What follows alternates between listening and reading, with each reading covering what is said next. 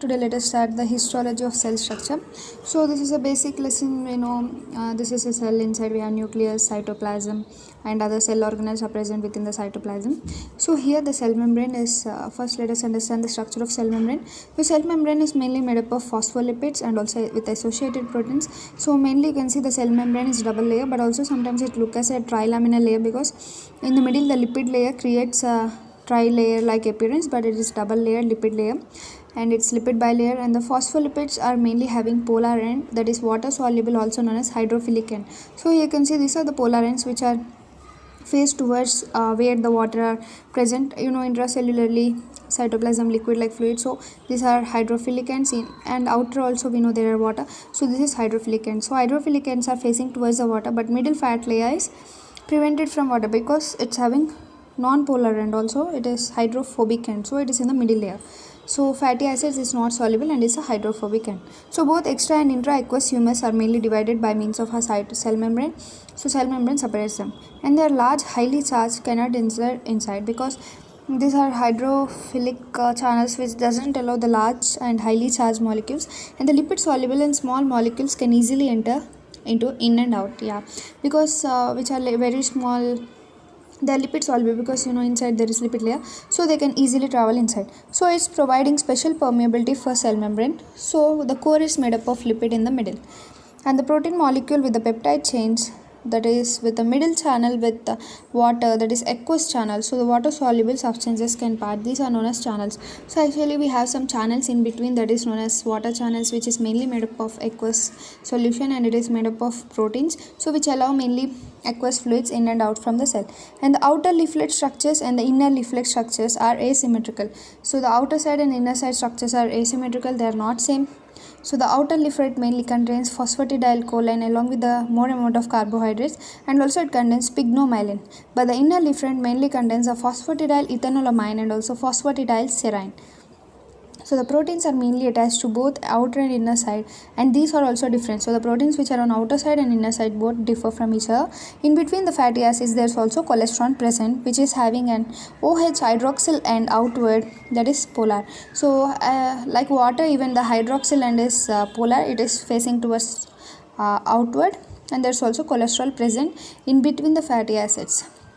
And next there are motile and they are mobile and show the lateral movement, that is the cell membrane is mobile and it is showing movement. This is known as fluidity property, that is example exocytosis takes place, that is if some substance want to go from out of the cells, that is known as exocytosis. Endocytosis if something want to come inside, and important for biogenesis of the membrane. So fluidity is actually temperature can alter it, that is whenever there is more temperature then fluidity of the cell increases, whenever there is more cholesterol of course the fluidity of the cell decreases. So when fatty acids are mainly unsaturated then the fluidity is more, they have kinks. So when fatty acids are having kinks then there is more fluidity, but when fatty acids are remain straight, they are not movable, then decrease the fluidity. Next, phospholipids are mainly tightly packed along with the fatty acids component, that is long and having high amount of cholesterol, and they're also having receptors and some proteins are associated with it. So this is known as lipid raft. So what is lipid raft? Receptors along with the associated proteins is nothing but the lipid raft. So lipid raft have special receptors are mainly special macromolecules which bind with the substance and give the signal to the biological system and alter it. For example, in the cell membrane we have one receptor for one specific compound, so that it can alter inside process of a cell by signaling it. So that is what saying, but remember that the receptor along with the associated proteins forms a lipid raft. And next, thyroxine is easily enter it can easily enter the cell, and the receptor is inside the cell. As thyroxine can easily enter the cell, so its receptor is inside, but insulin it can't enter, so the receptor is on the membrane itself. So associated proteins, 50% of the cell membrane is made up of proteins, 47% made up of lipids, and only 3% it is made up of carbohydrates. So they pass throughout the membrane, that is extracellular domain and intracellular domain. So our proteins are having both extracellular and also intracellular domain. So let us see the proteins.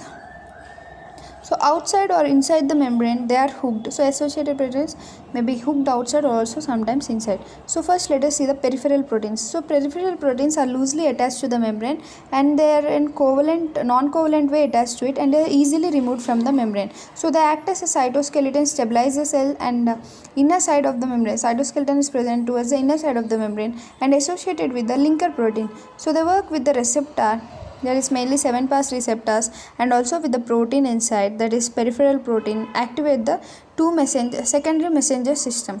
So always the secondary messenger system is referred with peripheral protein. So peripheral protein is either attached outside of the membrane or inside of the membrane. Whenever it is attached inside of the membrane, then it is known as cytoskeleton. So with the help of linker protein, it is attached to inside of the membrane. So whenever receptor gives a signal, this secondary protein, that is, it acts as secondary messenger, that is a peripheral protein inside the cell acts as secondary messenger. So you can check out. So proteins associated with the secondary messenger system are mainly peripheral proteins. Now let us check out the integral proteins. As the name you can see, integral or transmembrane, that is they are present throughout the membrane. As we see in the peripheral only, they may lie inside of the cell or outside of the cells, but the transmembrane, they lie like this, inside the membrane, along with the membrane. So here you can see integral proteins, polar substances like calcium, sodium, potassium, chlorine, etc., and also large substances pass mainly by these proteins, because you know they can't pass. So there is special transmembrane protein for this transport. So they are tightly attached to the membrane, that is channels. Protein made up of, they have the central aqueous channel for aqueous movement, that is water kind movement, and transformation in the proteins when the substances are attached called as carrier protein, and these are known as specific proteins. When A plus B, then you know C plus D is formed, that is enzymes. So take one and give one. This we know about the enzymes. So linker proteins outside holds the collagen and inside attached to the actin for the structural stability. So the linker proteins are also known as cytoskeletal proteins. Insulin is also bind to the protein and give the intracellular response called the receptors. So this is all about different types of proteins.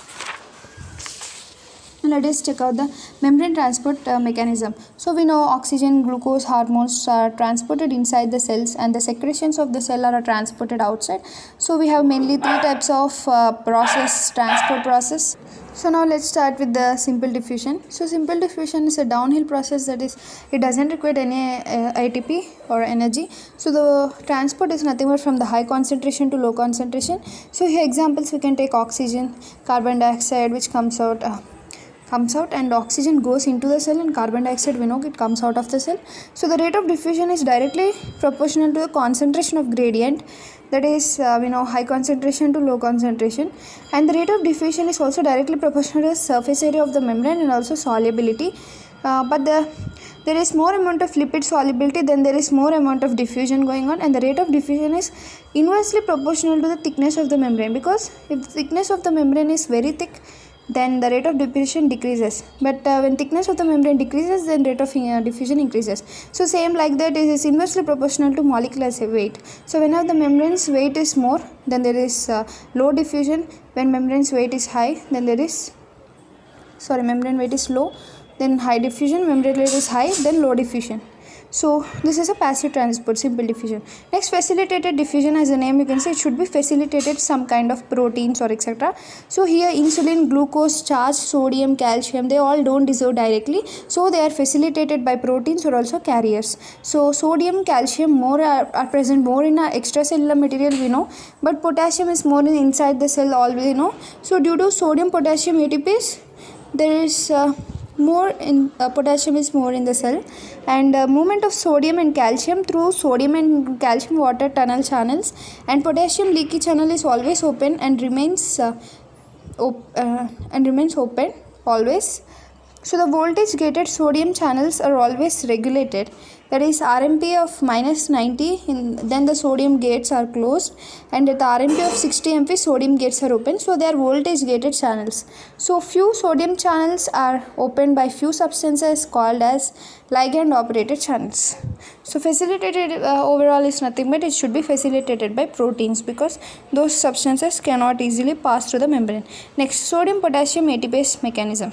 So it is uphill energy, that is ATP is required, that is ATP is converted into ADP, and phosphate is an active transport. So when energy is issued directly, it causes primary active transport. So whenever energy is used, and the calcium is pumped into the endoplasmic reticulum against the concentration gradient and break down the ATP into ADP and also phosphorus from the cytosol to the endoplasmic reticulum. Then it is known as calcium ATPase mechanism. And next, coming to the secondary active transport, it is nothing but taking place against the concentration gradient, but here the energy is utilized indirectly. So example is glucose in the case of GIT, where it is taken up by the cell against the concentration gradient, mainly by the facilitated diffusion of sodium. That is, sodium and glucose co-transport work here. And the sodium potassium ATPase are utilizing energy from the sodium and glucose co-transport. So here indirectly they are responsible for the glucose transport. So that is what takes in place. You can see sodium potassium ATPase mechanism.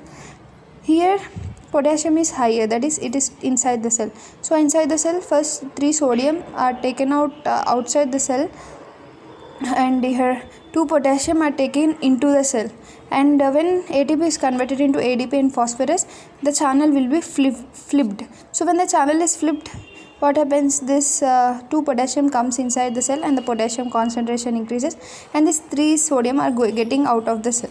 So that is what taking. So the flipping of the channel makes the potassium rich in the cell, and outside the cell sodium and calcium are more. So toxic substances, there is aubane. It's a dysfunction makes sodium and potassium ATPase. So sodium goes up and sodium glucose can't come inside the cell. So example is sodium amino acid co-transporter, which are symphotes. One side binds to the sodium and inside binds to the proton, and by flipping the proton moves out and the sodium is inside the cell now. So you can see how it flips. So by flipping, proton gets out and sodium is inside the cell. So it is not the co-transport, it's a counterpart, or also known as antipodes. So facilitated and primary active transport and secondary active transports are all carrier mediated. The facilitated and primary active transport, they show stereospecificity. For example, you can take glucose. Glucose 2 types, D-glucose, L-glucose, that is dextro and levoglucose. They are specific, but the dextro is specific only for D but not for L. So they are specific type of glucose, and they show the saturation phenomena. That is, when there is more glucose, there are more carriers and transport is maximum, but more G than the limit, then the carriers are saturated. So example in Diabetes mellitus, where the glucose in the urine. So competition is similar compound to the glucose is galactose. So the galactose is competing with glucose in the case of transport at the GIT. So for the same transporter and the carrier protein, this is a competition. And next we are having vesicular transportation. That is nothing but the substances are transported in the membrane mainly by the membrane bound vesicles. As the name vesicular, vesicles are formed here, and they capture the extracellular material, that is endocytosis, because they are taking towards the cell. And the endocytosis is mainly 3 types: pinocytosis in the case if we take liquid, phagocytosis in the case we take some special proteins, etc., and receptor endocytosis to pull the vesicle in. So in the receptor we have example like liver cells which take up the LDL, cholesterol, low density lipoprotein. So clathrin coated pitch help mainly in and later converting into the clathrin vesicles. So here we have exocytosis from in to the out, and it is expressed when something is secreted in the cell. Example, beta cells of insulin. Calcium influx and forming vesicles move towards the cell membrane and release.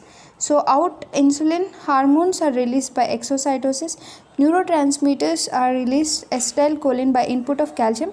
So they are calcium dependent. Next, coming to the most common use microscope is light microscope, which uses glass lenses 15,000 times magnification, and the most common fixative we use formaldehyde, that is gas is dissolved in water, formalin, and the frozen sections are used more nowadays, which is enclosed in refrigerator chamber, that is cryostat, that is done in surgeries, frozen sections. So these are some of the important points from our first lesson. So the most common used paraffin waxes are paraffin sections thin than the frozen sections, and the most common stain we know HND, hematocyanin and eosin. Nuclei are blue and other structures are pink. And the electron microscopy use electron beam instead of light microscope, and electron magnetic field in case of lenses. So magnification is 100,000 times more, and the structure of cell is also known as ultrastructure in the case of electron microscopy. And the most common fixative is glutaraldehyde with epoxy resins are used, and the microtomes are ultramicrotomes. And before exam treated with the uranium or lead to increase the contrast image. Osmium tetroxide is used both as fixative and also staining agent. and the transmission electron microscopy, E-pass, electrons pass by the section, and image is formed, and the scanning electron microscopy reflects of the surface of tissue where we can find the 3D image. So 1 mu meter is equal to 1 by 1000 millimeter, 1 nanometer is equal to 1 by 100 micrometer. Aggregation of cells of common type is nothing but known as tissue. So cells, outer we have the plasma membrane or cell membrane, inside we are having protoplasm, in which we are having the nucleus, that is the central dense part, and the outer dense part is nothing but cytoplasm with the fluid base or matrix, that is cytosol, or also known as hyaloplasm. This cytosol mainly have organelles. So nucleus is separated from cytoplasm by a nuclear membrane, and the membrane enclosing spaces is known as vacuoloplasm. So the cell membrane is 7.5 nanometer thick, gives a trilaminar appearance. Choline and phosphate are forming the heads, and the fatty acids tail along with the glycerol. Glycolipids in the outer surface of the cell membrane, and one glycolipid is galactocerebroside, that is important constituent of a myelin. Another type of glycolipid seen are gangliosides, and the cells and the carbohydrates layer on the plasma membrane forms a cell boundary, or it is also known as cell coat or glycocalyx, which are having antigens. It is sticky and it is having MHT type cells and also blood group antigens. So glycoproteins along with glycolipids and having negative repel others and maintain the 20 nanometer gap between the cell. So externally we are having positive charge, internally we are having negative charge, so depolarization charge varies. So important two messengers are adenyl cyclase and also cyclic GMP. Adenyl cyclase into cyclic AMP and other protein synthesis and synthesis of DNA. Cyclic GMP opposite to cyclic AMP, and the phosphoinositol is a calcium regulator. So next area of the cell membrane which give the origin to the endocytic vesicle is marked by fusogenic proteins, that is presence and are mediated endocytosis, that is receptor mediated endocytosis, have the coated pits which are mainly lined by the clathrin. And the transcytosis, we have caveolae and caveolin protein is involved without any vesicles. Protocytosis having no endocytic vesicles but enter by the caveolae to the cytosol. So contact between the cells, we know there are unspecialized contacts like glycoprotein, CAMs, transmembrane protein, cell adhesion molecules, so present on the cell membrane. And at the cytoplasmic end we are having CAM, which is interacted with the intermediate protein along or linker protein with hold the CAM in a place, and the fibrous elements are attached indirectly to the CAM. So all this we have learned about different types of junctions like gap junctions, all this in our epithelial lesson. So adhesion of CAMs is mainly dependent on the calcium. Various intermediate filaments like adenines, vinculin and also alpha actinin are used here. So specialized junctions, anchoring adhesive junctions, modified anchor junctions, occluding junctions, communicating junctions, gap junctions. So all these junctions we also know. Adhesive spots are also known as desmosomes or macula adherens. Adhesive belts also known as zona adherens. And modified cell junctions are attached to electron attached to the membrane by hemidesmosomes, also known as focal spots. This adhesive strips are also known as fascia adherents. Occluding junctions or zona occludens are also tight junctions which form the barriers by the interval between them. And communicating junctions or gap junctions allow the direct transport for some structures from cell to cell. So this is some just important basic topics of first lesson, that is cell structure, and we are also having some important points from our textbook here. So we know different cell organelles, mainly the cell organelles are used for different works. So first let us see endoplasmic reticulum. As we all know, endoplasmic is divided into rough endoplasmic and smooth endoplasmic. Rough endoplasmic reticulum is near to the nucleus and it receives the ribosomes from there, and the ribosomes are coated on the rough endoplasmic reticulum, which is mainly useful for the synthesis of proteins. But the smooth endoplasmic reticulum is smooth because the lipids are embedded on it, and it is mainly also useful for lipid synthesis. So this is about endoplasmic reticulum. And next we know ribosomes. Ribosomes are also mainly useful for the protein synthesis which are present in the cytoplasm. If they are like single present, then the monosomes. If like in groups, then polyribosomes. They are having two subunits. So all these important points we know. And mitochondria. So mitochondria has outer membrane and inner membrane. Inner membrane, it forms folds known as cristae. It is mainly the storehouse for energy. ATP is produced, and according to our we know mitochondria produce ATP by oxidative phosphorylation process, and all mitochondria derived mainly from the fertilized ovum, entirely from the maternal origin.